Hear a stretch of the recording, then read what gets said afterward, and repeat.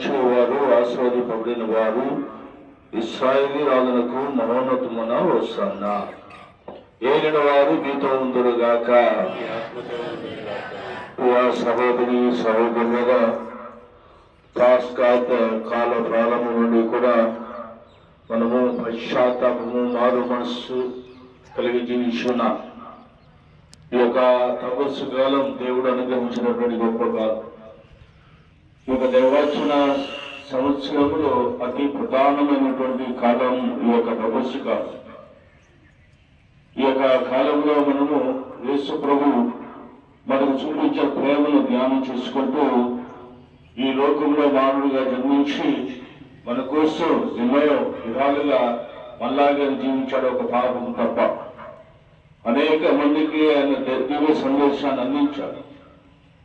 ఆయన గలిలయ, యూదయ ప్రాంతాలలో సంచరించి వారికి దేవుని సందేశాన్ని తెలియజేశాడు.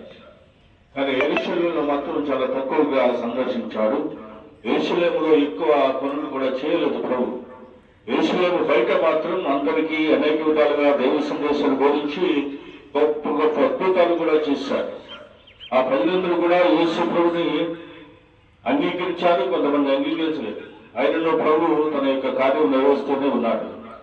యెరూషలేములో మాత్రము ఈయనకు యేసు ప్రభుకి అనేక శత్రువులు కూడా ఉన్నారు. ప్రభుని సంహరించడానికి కారణం వారి యొక్క పనులు సాగటం లేదు, వారు అనుకున్న విధంగా జరగటం లేదు. కాబట్టి వారు యేసు ప్రభుని తొట్టుముట్టించాలని అనుకున్నారు. అందుకు అనేక పన్నాగాలు చేశారు, అనేక రూపంగా నేల మోపడానికి ప్రయత్నం చేశారు. కానీ దేవుడు ఆ ప్రభుతో ఉన్నాడు. కాబట్టి యెరూషలేము ప్రవేశం అనేది ఈ తపస్సు కాలపు చివరి అంకం. కాబట్టి ఈ రోజున ఈ యొక్క పురప్రవేశం పునీత మత్తయి గారు రాసిన సువిశేషములోని భాగము 21వ అధ్యాయము వచనములు 1 నుంచి 11 వరకు. యేసు అతని శిష్యులు యెరూషలేము సమీపించుచు ఒలీవ కొండ దగ్గరనున్న బెత్ఫేగా అను గ్రామము చేరిరి. యేసు తన శిష్యులను ఇద్దరిని పంపుచు వారితో, మీరు ఎదుటనున్న ఆ గ్రామమునకు వెళ్ళుడు. వెళ్ళిన వెంటనే మీరచట కట్టివేయబడి ఉన్న ఒక గాడిదను దాని పిల్లను చూచెదరు.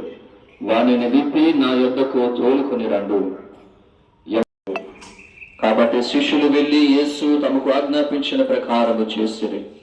వారు ఆ గాడిదను దాని పిల్లను తోలుకొని వచ్చి వానిపై తమ వస్త్రములను పరవగా యేసు వానిపై కూర్చుండెను. జన సమూహములు అనేకులు దారి పొడవున తమ వస్త్రములను పరచిరి.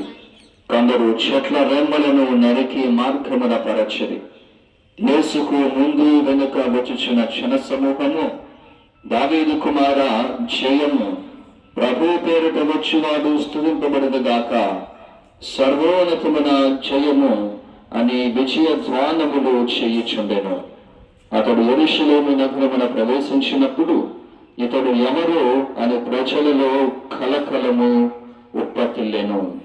ఇతడు గలిలయలోని నజరేతు అని ఊరి ప్రవక్తయగు యేసు అని ఆ జన సమూహము పలికెను. ఇది క్రీస్తు సువిశేషము. ఆయన రాజుగా వస్తే ఆయన విడుదల చేస్తాడు, విమోచిస్తాడు. ఈ యొక్క రాజ్యపాలన నుంచి, ఈ రోమియోల నుంచి ఆయన విముక్తి చేసి స్వేచ్ఛనిస్తాడని భావించారు. కానీ ప్రభు యొక్క ఉద్దేశం వేరు. ఆయన ఒక గుర్రం మీద వస్తాడు, ఒక రాజుగా వస్తాడని భావించారు. కానీ ఆయన జకరియా ప్రవక్త ప్రవచన ప్రకారం ఆయన గాడిద పిల్లకి వినమ్రుడుగా ఒక శాంతి దూతగా వస్తూ ఉన్నాడు. కాబట్టి ప్రభు యొక్క ప్రవేశం అనేది శాంతి దూతగా, సమాధాన దూతగా వస్తూ ఉన్నాడు. కాబట్టి ఆ విధంగా ప్రజలందరూ కూడా ఊహించనేది ప్రభు గాడిద రావడం అనేది ఆశ్చర్యం వేసింది. వారందరూ కూడా ఈ రాజు అనేవాడు గుర్రం మీద రావాలి, గుర్ర స్వాతితో రావాలి అనుకున్నారు. కానీ దానికి భిన్నంగా ప్రభు రావడం అనేది వాళ్ళకి ఆశ్చర్యం కలిగించింది. యెరూషలేము ప్రజలందరూ కూడా అంతగా ప్రభు తెలియదు, చుట్టుపక్కల ప్రజలకు మాత్రం తెలుసు. అది పాస్కా పండుగకు సిద్ధంగా ఉన్న రోజులో కాబట్టి వారందరూ కూడా చాలా మంది వచ్చారు. వచ్చిన వారు ఈ ప్రభుని ఆ విధంగా భావించారు కాబట్టి ఆహ్వానిస్తున్నారు. ప్రభు ఎప్పుడైతే గాడిదను ఎక్కి వస్తున్నారు, ప్రజలందరూ కూడా మట్టలు తీసుకుని ఆయన ఆహ్వానిస్తూ ఉన్నారు రాజుగా. పిల్లలు ఈ విధంగా మనం కూడా ఈ రోజున ప్రభుని వెంబడిస్తూ ఉన్నాం, ప్రభుని అనుసరిస్తూనే ఉన్నాం. కాకపోతే మనం మనస్తత్వం ఏంటి, వాళ్ళ మనస్తత్వానికి మన మనస్తత్వానికి తేడా ఉండాలి. వారు ఈ రోజున హోసాన్న అని ప్రజలే ఆ పెద్ద శుక్రవారం గుడ్ ఫ్రైడే రోజు ఆయన సిల్వరింగ్ అన్నారు. ఒకే మాటతో కలిగిన మాట రెండు విధాలుగా మారటం. మనకు కూడా అలాంటి మనుషులు ఒకప్పుడు ఒక విధంగా, ఇంకొక విధంగా, మనకు అనుకూలంగా ఉంటే ఒక విధంగా, అనుకూలంగా లేకపోతే వేరే విధంగా.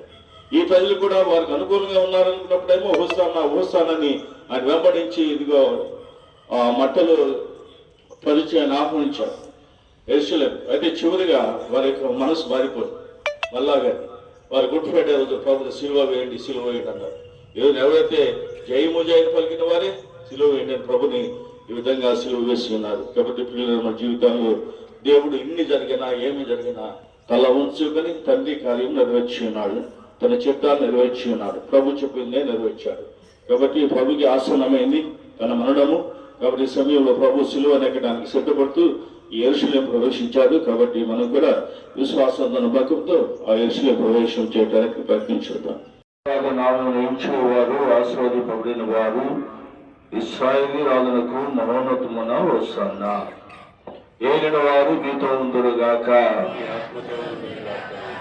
సహోదరి సహోదరులుగా పాస్కా కాల ప్రారంభం నుండి కూడా మనము పశ్చాత్తాపము, మారు మనస్సు కలిగి జీవించున్నాం. ఈ యొక్క తపస్సు కాలం దేవుడు అనుగ్రహించినటువంటి గొప్ప కాలం. ఈ యొక్క దైవవచన సంవత్సరంలో అతి ప్రధానమైనటువంటి కాలం ఈ యొక్క తపస్సు కాలం. ఈ యొక్క కాలంలో మనము యేసు ప్రభు మనకు చూపించే ప్రేమను ధ్యానం చేసుకుంటూ ఈ లోకంలో మానవుడిగా జన్మించి మన కోసం ఎన్నో విధాలుగా మళ్ళాగా జీవించాడు ఒక పాపం తప్ప. అనేక మందికి ఆయన దివ్య సందేశాన్ని అందించాడు. ఆయన గలిలయ యూదయ ప్రాంతాలలో సంచరించి వారికి దేవుని సందేశాన్ని తెలియజేశాడు. కానీ యెరూషలేములో మాత్రం చాలా తక్కువగా సందర్శించాడు. యెరూషలేములో ఎక్కువ పనులు కూడా చేయలేదు ప్రభు. యెరూషలేము బయట మాత్రం అందరికీ అనేక విధాలుగా దైవ సందేశాలు బోధించి గొప్ప గొప్ప అద్భుతాలు కూడా చేశాడు. ఆ ప్రజలందరూ కూడా యేసు ప్రభుని అంగీకరించారు, కొంతమంది అంగీకరించలేదు. ఆయనలో ప్రభు తన యొక్క కార్యం నిర్వహిస్తూనే ఉన్నాడు. యెరూషలేములో మాత్రము ఈయనకు యేసు ప్రభుకి అనేక శత్రువులు కూడా ఉన్నారు. ప్రభుని సంహరించడానికి కారణం వారి యొక్క పనులు సాగటం లేదు, వారు అనుకున్న విధంగా జరగటం లేదు. కాబట్టి వారు యేసు ప్రభుని తొట్టుముట్టించాలని అనుకున్నారు. అందుకు అనేక పన్నాగాలు చేశారు, అనేక రూపంగా ఆయన నేల మోపడానికి ప్రయత్నం చేశారు. కానీ దేవుడు ఆ ప్రభుతో ఉన్నాడు. కాబట్టి యెరూషలేము ప్రవేశం అనేది ఈ తపస్సు కాలపు చివరి అంకం. కాబట్టి ఈ రోజున ఈ యొక్క పురప్రవేశంలోనికి సురేశ్వర ఇక్కడనున్న తాళపత్రములను మీ దీవెన ద్వారా పవిత్రపరచును. ఇందువలన క్రీస్తు స్తుతిగానము చేయొచ్చు, వారిని వెంబడించవచ్చు. మేము వారి కృప ద్వారా స్వర్గం అనే యెరూషలేములో ప్రవేశించే భాగ్యం మాకు లభించును గాక. మీతో కలిసి పవిత్రాత్మ సహాయంగా గమని జీవించపాలించి మా ప్రభును మీ కుమారుని యేసుక్రీస్తు ద్వారా మేము మనవి చేయుచున్నాము. ఆమేన్.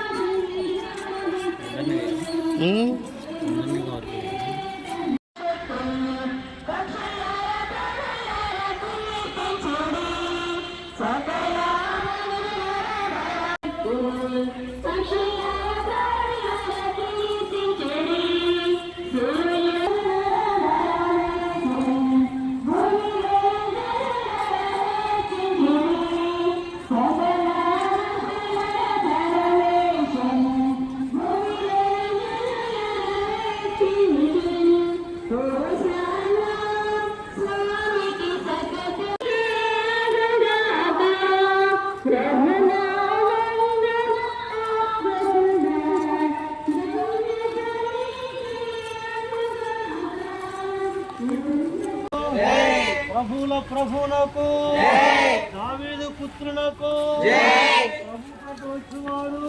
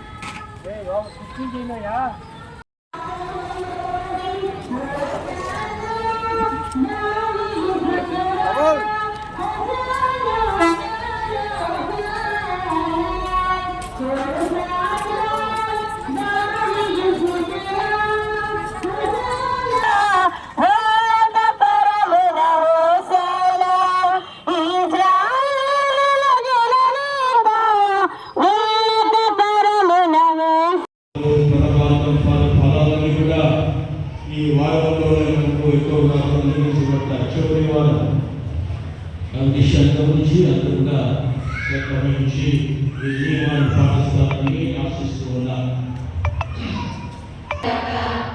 మీ సెలవులోంచి ప్రభు యొక్క ఆశీర్వాదంలో పొందండి. దయాపైన సర్వీస్తున్న అనేక కుమారుని శ్రమల ద్వారా నిస్వార్థ ప్రేమలో మీకు పాత్రగా చూపిరి మీరు దైవమాన సేవలైనట్లుగా దేవుడు దండిగా దీవించుగాక. క్రీస్తుమనం ద్వారా శాశ్వతంగా పుట్టించడానికి మీరు విశ్వసించుతున్నారు.